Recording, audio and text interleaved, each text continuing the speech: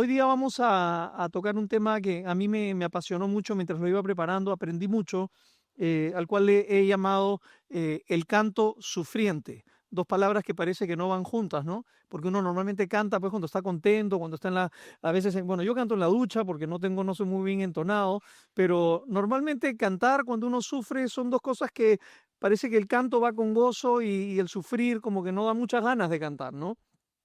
Eh, Estaba investigando y encontré unos datos interesantes. Ustedes saben que en la música popular, lo que escuchamos en la radio normalmente, el 30% de las canciones que escuchamos están inspiradas en algún tipo de experiencia de alegría, celebración, fiesta, ¿no? ¿Cuántos de ustedes habrán escuchado de repente a Color Esperanza, por ejemplo, ¿no? ¿Quién canta Color Esperanza?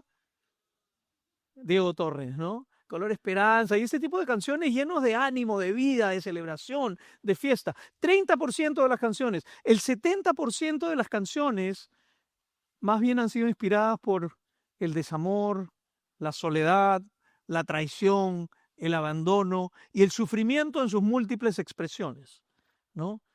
Por eso una letra como esa que dice, ¿no? Las mujeres, ¿cómo es? Las mujeres ya no lloran, ahora facturan, ¿no? Y el 70% de las canciones en verdad están inspiradas en el dolor, en el sufrimiento.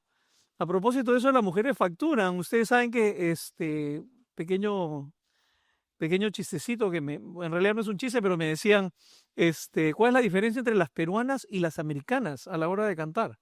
Dice que las americanas son mucho más honestas cuando cantan en el dolor, ¿no? Porque cuando a veces pues le saca la vuelta el chico, la mujer le dice, ¿no?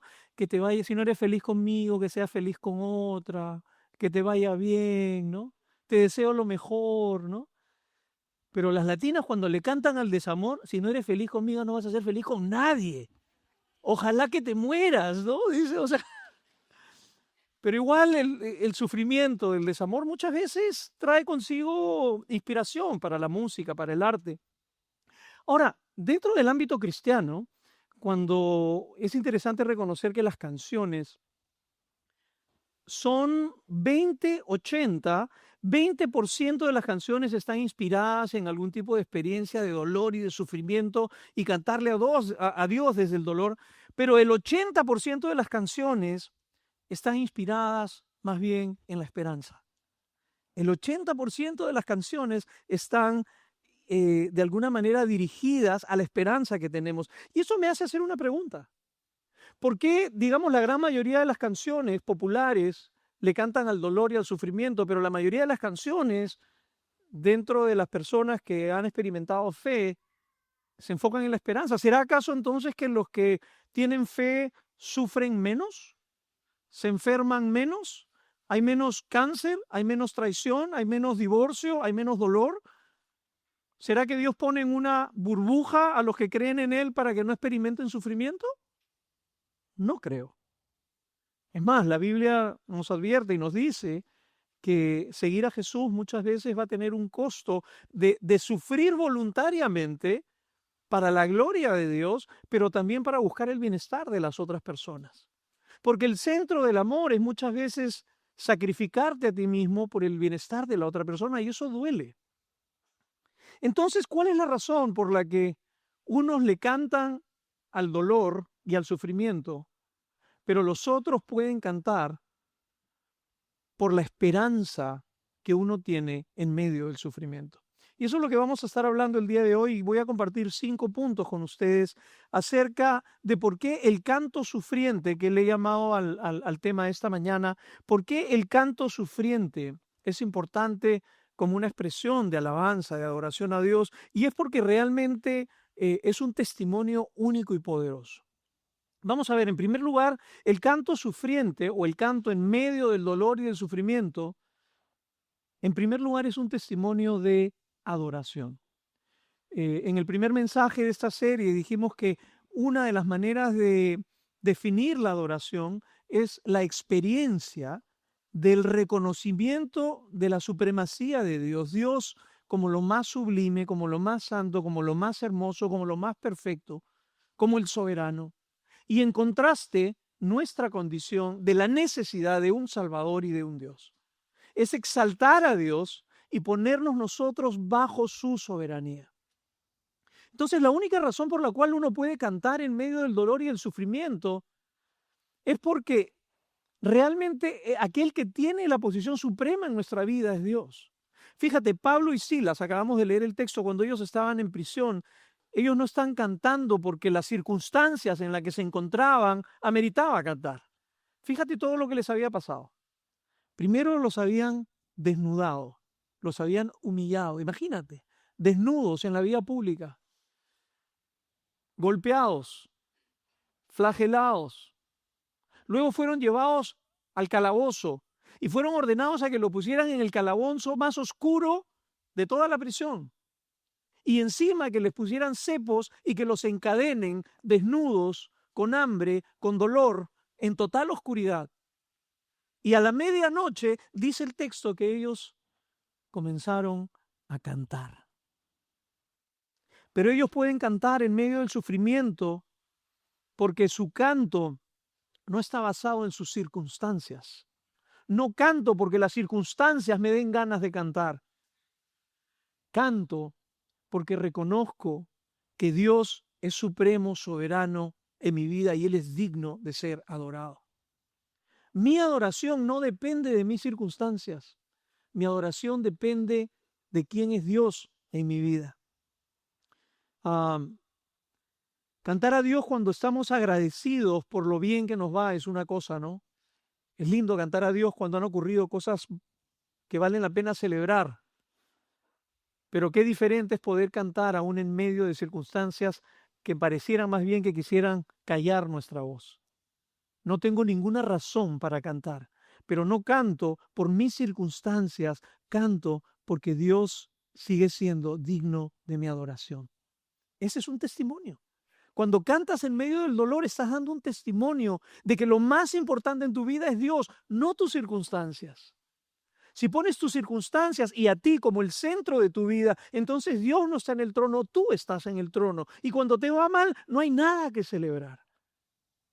Pero cuando Dios es supremo, sabes de que ningún sufrimiento pasará sin que Dios cumpla sus propósitos a través de ello, que Dios sigue siendo soberano. El canto sufriente es una expresión de adoración que exalta a Dios por encima de mis circunstancias. No niega el sufrimiento, sino que se rehúsa a ser silenciado por él. En segundo lugar, el canto sufriente es un testimonio de la fidelidad de Dios en el pasado.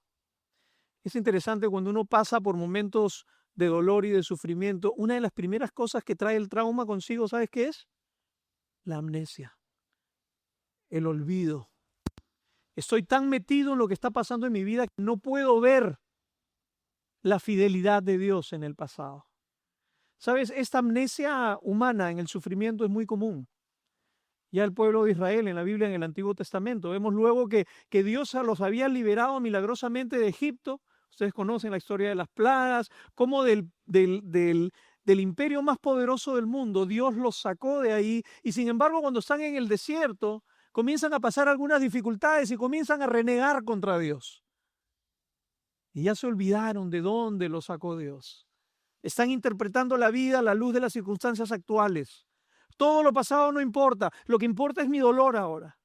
Y cuando ves también a los discípulos, ¿recuerdan cuando Jesús hizo el milagro de multiplicar los panes y los peces? ¿Cuántos panes habían? 5 panes. ¿Y cuántos pececitos? ¿Y cuántas personas comieron en ese milagro? 5,000, sin contar mujeres y niños. Alrededor de 20,000 personas se estiman. Sin embargo, ellos han experimentado esto. Al día siguiente se van en un bote y comienzan a discutir porque se habían olvidado el pan. ¿Ahora qué vamos a comer? Y tenían a Jesús en el bote. Tendemos a olvidar. Pero cuando cantas, cuando te rehusas a silenciar tu voz, cuando no hay ninguna razón por la cual cantar y tú decides seguir cantándole a Dios con esperanza, estás dando un testimonio de que Dios ha sido fiel en el pasado. Estás tomando la decisión de no querer perder la memoria, de no querer olvidar las bondades de Dios en el pasado. Y Pablo y Silas, la única razón por la que ellos cantan estando en ese momento tan terrible de su vida es porque pueden mirar atrás y ver que Dios ha sido fiel. ¿Recuerdan qué dice el texto? ¿Qué cantaron? ¿Qué cantaron? ¿Ah? Colosenses dice que no dejemos nunca de cantar salmos, himnos y cánticos espirituales. Ya les he dado una pista. ¿Qué dijo? ¿Qué cantaron? Himnos. Himnos. Ahora, ¿cuál es la diferencia? Salmos tenía que ver con cantar la palabra de Dios ya escrita. Era una manera de memorizar la escritura. Por eso siempre lo fastidio a Leo, que está a cargo de la música con el equipo de adoración. Y le digo, Leo, cantemos Biblia también. No solamente canciones lindas, populares, con buen contenido teológico. Cantemos Biblia, porque al cantar Biblia memorizas la escritura. Los himnos tenían otra función. Era cantar recordando la fidelidad de Dios con su pueblo en el pasado. Por eso le digo, Leo, cantemos himnos también. A veces algunos, no, los sí piensan, a veces en no quiero decir ignorancia, ¿no? Pero a veces cuando no se sabe, piensan que las canciones, mientras más modernas, necesariamente son más bonitas. Los himnos tienen su lugar, porque nos recuerda que no estamos solos, que han habido siglos de creyentes que terminaron la carrera fiel y dejaron canciones hermosas para que nosotros cantemos hoy y recordemos que Dios ha sido fiel en el pasado. Los cánticos espirituales tienen que ver con las canciones modernas, con un rico contenido teológico que se convertirán en himnos en el futuro. ¿Ok? Así que, equipo de adoración, cantar Biblia, himnos y las canciones modernas con rico contenido teológico. Pablo y Silas cantaban himnos, estaban recordando en medio del dolor, no dejaron que el sufrimiento les apagara la voz, sino que ellos seguían cantando, recordando, rehusándose a olvidar la fidelidad de Dios en el pasado. El canto, dejar de adorar en tiempos de sufrimiento, es escoger olvidar en vez de recordar que el mismo Dios que fue fiel en el pasado seguirá siéndolo aún. En tercer lugar, el canto sufriente es un testimonio de la confianza en Dios en el presente. Es interesante, no solamente cuando cantamos en medio del dolor y del sufrimiento estamos dando testimonio de que Dios ha sido fiel en el pasado, sino también estoy dando testimonio de que tengo la plena seguridad que aunque no puedo ver una salida a mis circunstancias actuales, Dios está en control. Dios es el que tiene la última palabra. No son los romanos que tenían a Pablo arrestado, no son los judíos que lo estaban acusando, no eran sus circunstancias las que definían a quién cantaba. Era la plena convicción de que el que tiene la última palabra en mi vida es Dios. Yo no sé qué es lo que estés pasando en tu vida, pero sé que el sufrimiento es una experiencia humana general. Y cuando tú decides seguir cantándole a Dios en medio de tu dolor, cuando tú decides no dejar de que el sufrimiento te apague la voz, lo que estás diciendo es: yo sigo confiando que Dios es el que tiene la última palabra. Mi vida no depende de mis circunstancias, mi vida no depende del cáncer, mi vida no depende de esta relación rota, mi vida no depende de que si perdí el trabajo ayer, mi vida depende de Dios. Eso es lo que estás cantando cuando estás cantando y adorando a Dios en medio del dolor y en medio del sufrimiento. Pablo y Silas no tenían idea lo que iba a ocurrir con ellos. Ellos no cantaban como diciendo: ¿qué tal si nos ponemos a cantar y de repente Dios nos saca de esta? Esa no era la actitud de ellos. Pase lo que pase con nosotros, nosotros cantamos y le damos gloria a Dios aquí, desnudos, encadenados. Vamos a cantar y vamos a adorar a nuestro Dios. Vamos a declarar que nuestra confianza está puesta en Él, que estamos seguros, totalmente seguros en Él y que nada nos puede mover. Y ocurrió algo inesperado que ni ellos sabían. Dice que vino un tremendo terremoto y se soltaron las cadenas y se abrieron las puertas, un terremoto del cielo. Y fíjate que ellos no buscaban ser liberados. Ellos lo que buscaban era cumplir los planes de Dios, darle gloria a Dios. Y en vez de salir corriendo, se pone a gritar el carcelero desesperado, porque dice, se van a escapar todos los presos, me van a ejecutar. Agarra una espada y está a punto de matarse el carcelero. Y Pablo grita desde el otro lado, no, acá estamos. Y no se van, se quedan en la cárcel, se quedan en el lugar de sufrimiento. Eso es lo que hace la adoración, te da una cosmovisión, te cambia los lentes de traducir totalmente diferentemente las circunstancias de lo que está pasando. ¿Y qué termina pasando en la vida del hombre? Dice que el hombre cae de rodillas y prácticamente, parafraseando lo que le dice, yo quiero la esperanza que tú tienes. El carcelero termina entregándole su vida a Cristo. Él y toda su familia por el testimonio de Pablo ahí en la prisión. El canto sufriente no se fundamenta en el desenlace favorable de mis circunstancias, sino en la confianza plena de que Dios sigue siendo soberano sobre mis circunstancias. Y cuando tú sigues cantando, a pesar de que no ves luz al final del túnel, estás diciéndole, Dios, tú tienes la última palabra. Y yo confío, cualquiera sea ella. No que las cosas se desenlacen como yo espero. Lo que tú quieras está bien conmigo. Si muero aquí en la cárcel, está bien conmigo, porque sé que no es el final. Rehusarte a perder la voz y dejar de cantar es de alguna manera negar el hecho de que Dios sigue siendo soberano sobre tu vida y sobre tus circunstancias. Cuarto lugar, el canto sufriente es un testimonio también de la esperanza en Dios en el futuro. No solamente es un testimonio de la fidelidad de Dios en el pasado, me rehúso a olvidar, me rehúso a perder la memoria de dónde me ha sacado Dios, las cosas increíbles que Dios ha hecho en mi vida. Es un reconocimiento de que Él está conmigo en el presente, pase lo que pase, nada me va a mover de esa convicción. Estoy seguro, pero también tengo esperanza cuando miro el futuro. Pero ojo, no hablamos de una esperanza superficial. Yo a veces escucho en muchas personas que tienen fe una palabra de esperanza con la que no estoy de acuerdo. Porque cuando una persona está en dolor, en sufrimiento, a veces venimos con la mejor intención y le dice, confía en el Señor, ten esperanza, todo va a salir bien. Ya vas a ver, papito, que vas a salir de la clínica y te vas a sanar. Confía en el Señor, ten esperanza y todo se va a resolver como tú quieres prácticamente. La Biblia en ninguna parte enseña eso. Adorar a Dios es poner totalmente tu voluntad por debajo de la voluntad de Él. Fíjate, el mismo Pablo esta vez fue librado. Él no cantó para ser librado, sin embargo Dios lo quiso librar esta vez. 20 años más tarde, Pablo va a morir decapitado en Roma y esta vez no se libró de esa. Lázaro fue resucitado de entre los muertos, una gran celebración, pero un día Lázaro también murió.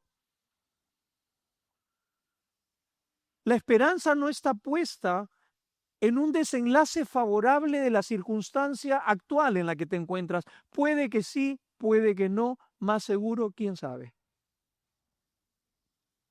Sí, oramos y le decimos, Señor, en medio de este dolor, mi anhelo y mi deseo es que tú puedas librarme de este dolor, de este problema. Yo sé que tú lo puedes hacer, pero Señor, mi vida está plenamente en tus manos, lo que tú decidas. Si decides que siga atravesando este valle de lágrimas, dame la fortaleza para caminar y ver de qué manera te honro en medio de esta situación. Si me libras de esta enfermedad, bueno, gloria sea tu nombre. Si me mantienes en esta cama y me mantienes postrado, gloria sea tu nombre. La confianza de Pablo y Silas estaban puesto en la eternidad. Y así como les dije en el presente, al cantar en medio del sufrimiento, tú estás reconociendo, el que tiene la última palabra es Dios. Cuando cantas con esperanza hacia el futuro, lo que estás diciendo No sé lo que pasará en esta vida, no sé el desenlace que habrá, no sé quién será el próximo presidente del Perú, no sé cómo irá la economía, no sé cómo irá mi salud, no sé cómo irán mis relaciones, pero una cosa sé, que el último capítulo de la historia de mi vida ya está escrito. Y lo puedes leer en el libro de Apocalipsis, capítulo 22. Dios te revela y te dice, ¿sabes qué? El último capítulo ya lo escribí. Eso no está en juego, eso no depende de que seas bueno o malo. Eso depende de que hayas puesto tu confianza en aquel que vivió la vida perfecta por ti. Y esto es lo que te espera en el último capítulo de tu historia. Vas a llegar a un nuevo cielo y a una nueva tierra con un nuevo cuerpo donde no habrá más lágrimas, dolor, ni sufrimiento, ni muerte. Eso es lo que te espera por toda la eternidad. Y cuando tú vives bajo esa convicción de eternidad, lo que el mundo presente te pueda traer no tiene ningún valor. Tengo amigos hoy que están pasando situaciones terribles. ¿Cómo me encantaría decirle, vamos a orar, vamos, confía en el Señor, que el Señor te va a levantar? Sí, el Señor te puede levantar, pero quizás no lo quiera hacer. Pero Él sigue siendo Dios, Él sigue siendo soberano, Él sigue estando en control, Él te seguirá acompañando en medio del dolor y en medio del sufrimiento. Seguir cantando en medio del sufrimiento es una declaración de esperanza total en la redención última que nos espera de parte de Dios. Finalmente, el canto sufriente también es un testimonio misional tremendamente poderoso. Es interesante que cuando Pablo y Silas siguen cantando, no dejan que las circunstancias apaguen su voz. Mira lo que nos da, este dato que nos da el texto, ¿no? Dice que todos los presos escucharon cantar a Pablo y a Silas. Todos los presos escucharon. El carcelero escuchó. Y fue un testimonio poderosísimo del poder de Dios. ¿Qué hace que un hombre pueda cantar lleno de esperanza en medio del dolor? Yo quiero que tu Dios sea mi Dios. Y cuando la gente te ve a ti, que sufres igual que ellos, a veces tratamos de dar una impresión de que porque estamos con Dios todo va bien, ¿no? Todo lo puedo en Cristo que me fortalece, y tienes esta como caminando en un aura, sin burbujas. Es el peor testimonio que puedes dar. Porque tú sabes que en el fondo no es así. Pero cuando eres honesto, dices, ¿cómo estás? ¿Cómo estoy? Ahí vamos, estoy teniendo problemas en mi matrimonio, ahí estamos luchando yo con mis cosas, con mis propias adicciones, mis locuras, ahí estamos pasándola, pero Dios es fiel. Cuando fallas, te acercas y dices, perdóname. Antes que alguien, no que eres cristiano, mira cómo vives. Sí, es verdad, no debería vivir así, perdóname. Sigo en este proceso, soy una persona en vías de transformación. Pero ser vulnerable, ser honesto, dando gloria a Dios, es un hermoso testimonio. Quizás es más poderoso que pretender ser una persona que tienes todas las respuestas y que tu vida está perfectamente en orden. Si conoces un cristiano que tenga su vida perfectamente en orden, me lo presentas, porque no conozco ninguno. Bueno, mi esposa casi por ahí está, casi por ahí. El testimonio de seguir cantando, rehusarse a quedarte en silencio, es un testimonio poderosísimo para los que ven. Y quizás estás aquí hoy día, nos estás visitando y de repente nunca has tenido la oportunidad de explorar lo que es vivir una vida de fe, cultivar tu espiritualidad. Quizás creciste en un hogar cristiano, fuiste a un colegio religioso, pero en realidad esto de Dios no es parte de tu vida. Sabes, cuando Dios comienza a trabajar en ti, una de las cosas que hace es quitarte los lentes y te pone unos lentes nuevos para interpretar todas las cosas de manera distinta, te da una vida nueva. Y justamente el hecho de que este grupo, que empezáramos con 30 personas hace 2 años, hoy día estamos bordeando los 160 personas. ¿Por qué? No es porque canten bonito, aunque cantan bien, chicos. Es que las pregas sean buenas, hay regulares a veces tenemos nuestros.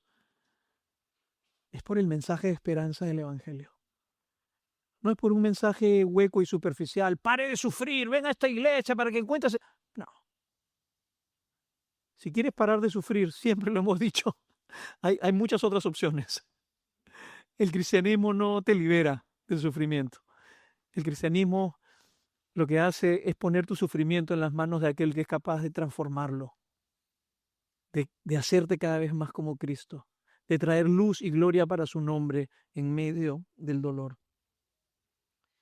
En Libia, en el año 2015, leí esta historia de que 21 personas fueron mártires, fueron decapitados.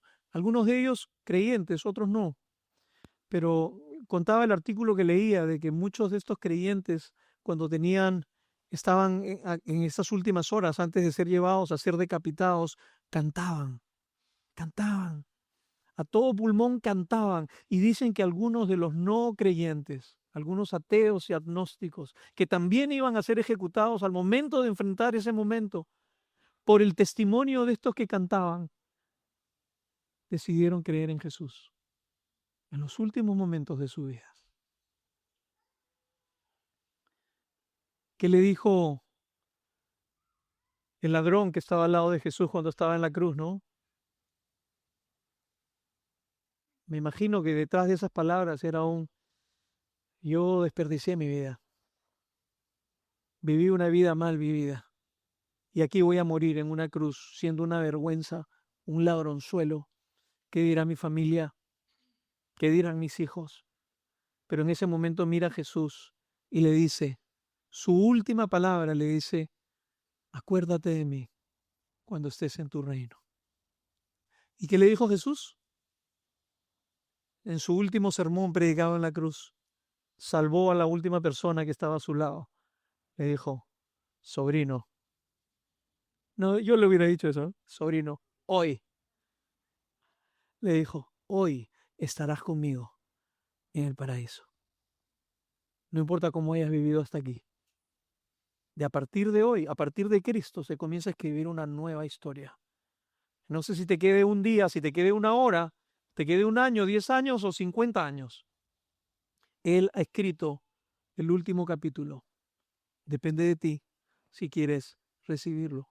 Nuestras voces pueden seguir adorando a Dios en medio del dolor, porque siguen siendo un poderoso testimonio del poder redentor de Dios. Y quiero terminar, como siempre tratamos de terminar aquí, con la belleza de Jesús. Porque, ¿sabes? El Dios al cual adoramos no es un Dios que nos pide algo que Él no está dispuesto a hacer primero. Quizás tú estés diciendo, claro, fácil es para ti allá en tu trono, en el cielo, decirme a mí que cante en medio de... Tú no sabes el dolor que estoy pasando. Y qué lindo es que Jesús es el único que puede decir, te equivocas, yo sí sé. ¿Qué estás pasando que yo no he pasado? La última noche que Jesús pasó con sus discípulos, antes de ser crucificado, dice que Él tomó la cena con ellos. ¿Y sabes lo que hizo después? Cantó con sus discípulos. La última noche cantó. ¿No están felices de que ustedes ni yo seamos Jesús? Porque si yo fuera Jesús y los discípulos después de comer, sabiendo lo que iba a pasar, me decían, maestro, ¿cantamos? Hipócritas que son. ¿Quieren cantar ahora? Lindos son. Judas, me vas a traicionar. Pedro, vas a negar que me conoces. 3 veces todavía. Pedro, el gran líder del grupo, vas a negar que me conoces. Judas, el tesorero, me va a vender por 12 monedas de plata. Y el resto va a salir corriendo apenas vean a los romanos con sus espadas. ¡Ja! Cantar. Yo hubiera hecho eso. Pero Jesús los tomó en las manos y les dijo, vamos a cantar. Vamos a cantar. Que nada apague nuestras voces. Ni siquiera el saber que tengo aquí en la mano a Judas, a Pedro y a todos ustedes. ¿Sabes? Él cantó para que sea un testimonio para nosotros de que no importa lo que estemos pasando, no dejemos de cantar. Cuando Jesús fue a la cruz, finalmente agonizó, entregó su espíritu y su voz fue callada. Él ya no pudo hablar más, para darnos la certeza a nosotros que nunca nadie apagará nuestra voz.